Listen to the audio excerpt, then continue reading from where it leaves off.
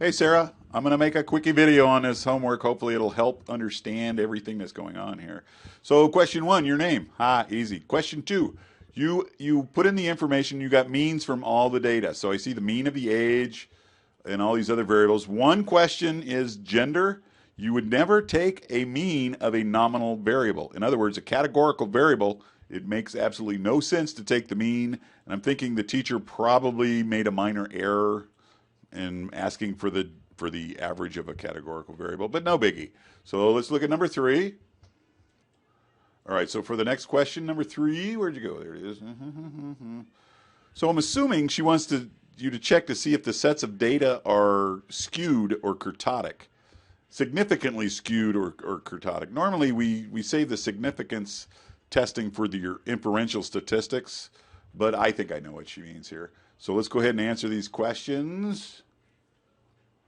And she's setting the significance level of alpha at 0.001, which is a real tiny one. Normally we use 0.05, but we can use 0.001 if we want.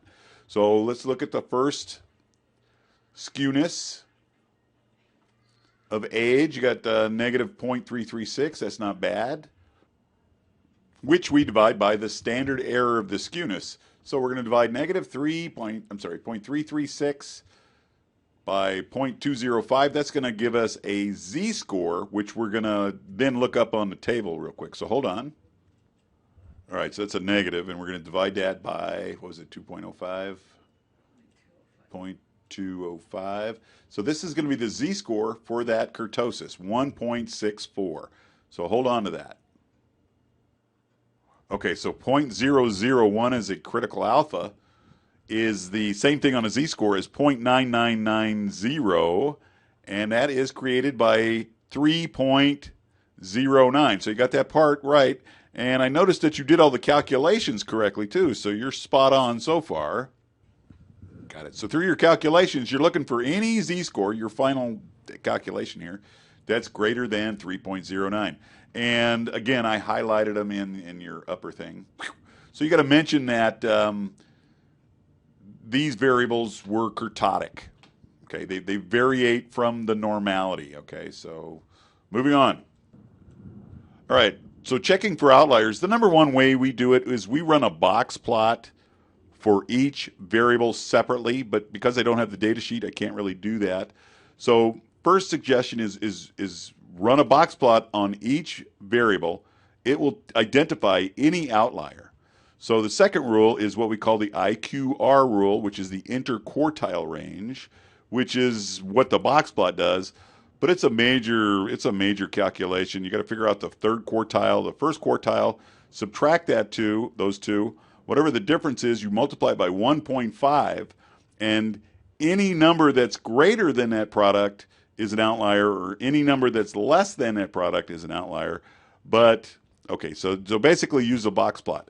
Another way is if you're going to use a z-score to identify outliers, the rule of thumb is any individual value in your data set that has a z-score of greater than 2 or less than negative 2 can be considered an outlier. Because if you remember, that 95% rule says that the mean plus or minus 2 standard deviations should fit 95% of all your data. So again, if your z-score is greater than 2 or negative 2, or less than negative 2, you can identify that as an outlier. So let's move on. So again, since we don't have the data, we can't do number 5, but we're assuming that you deleted them properly. And you notice that it changed the means, okay?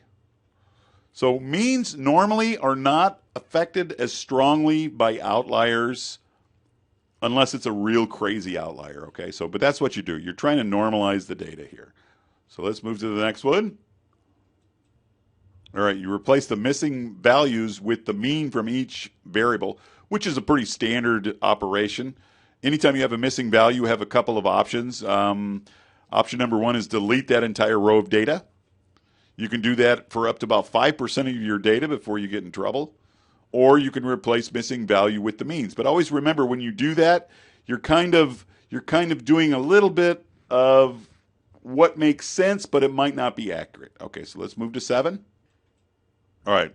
What to do with missing values? Seriously, there's an entire novel about what to do with missing values, depending on how deep you want to go.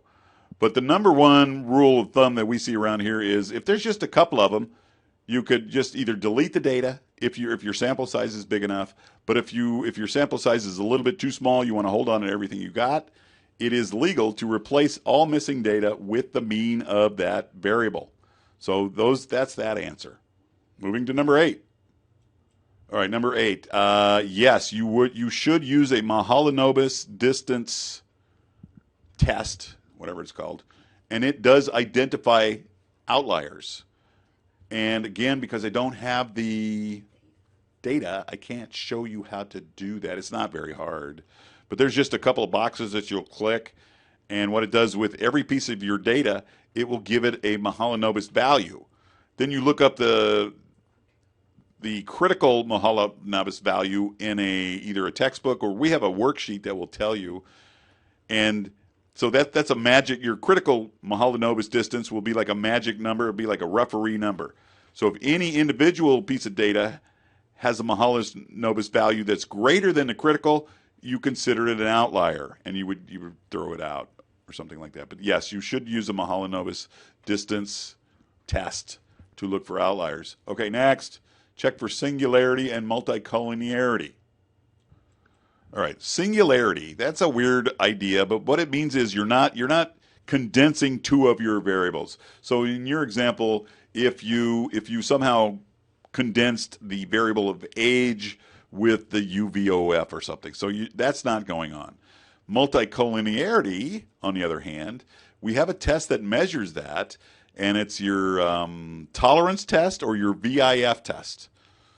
And that will tell you if two of your variables are like behaving so similar that their effect on the DV is practically the same. So that's bad because you don't know which IV is causing the effect. That's what we call multicollinearity, and that's bad. And if there's a correlation greater than 9, that more than likely means you're going to get multicollinearity between your two variables.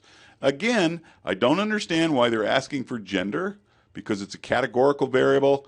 You do not run correlations for categorical variables. There is like, what is it, a Spearman's chi-squared. There are other tests to use for categorical variables, but not for gender. So again, for all of these guys, except for gender, you would run it through your general linear model program and check the multicollinearity test, and it'll spit out a number.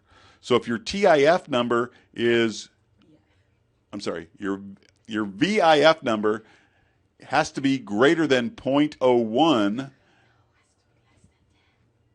I take it back. Your VIF number has to be less than 10. Your tolerance number has to be greater than 0.01. And they are inverses of each other. So 0.1. Oh, my Copilot's giving me hell here. But again, that's what you got to look it up. Okay, so let's move to the next one. Number 10. Okay, question 10 I think we just explained before, right? So the VIF, if the values are greater than 10 or the tolerance are less than 0.1, that means you got collinearity going on. And if you do have multicollinearity, what you're supposed to do is you're supposed to drop one of your variables, one of the offending variables. Okay, so let's look at the last one.